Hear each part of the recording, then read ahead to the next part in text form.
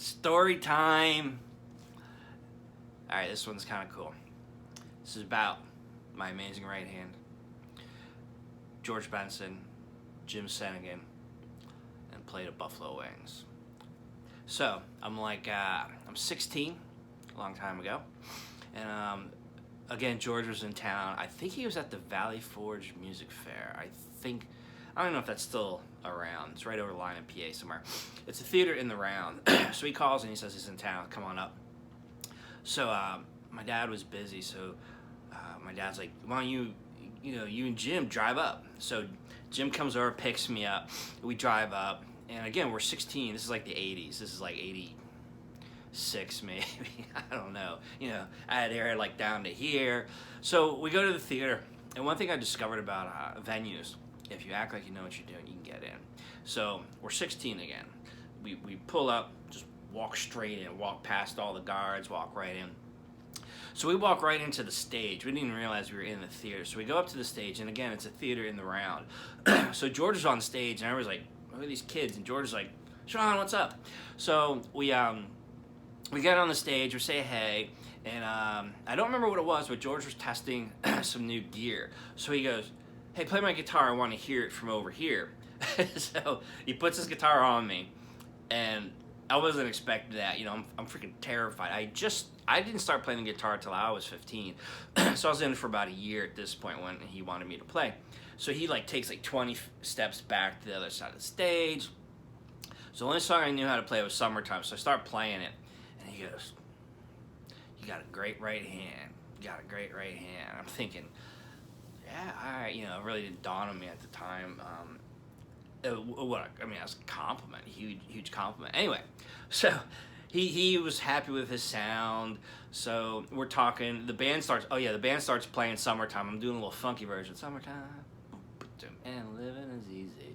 And so it was 2 minutes. So that was the first highlight of the story. I got to play with George's band when I was 16, and I didn't know what I was doing.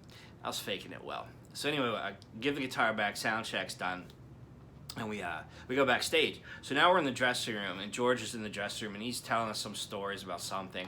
So he's in this big reclining chair, and me and Jim are on this couch, and there's nobody else back there. There's one, this manager guy keeps coming back and forth, and George was drinking some wine, and he goes, I'm kind of tired. I'm going to close my eyes for a few minutes. So we're like, okay.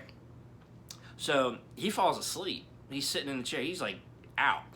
So he's right here, me and Jim, and then this other guy comes in with this plate of buffalo wings, this freaking big, puts it on the thing. He goes, that's George's dinner. We're like, all right. So he leaves, and we're starving. He's asleep. We're friends, but it's still that's his that's his dinner.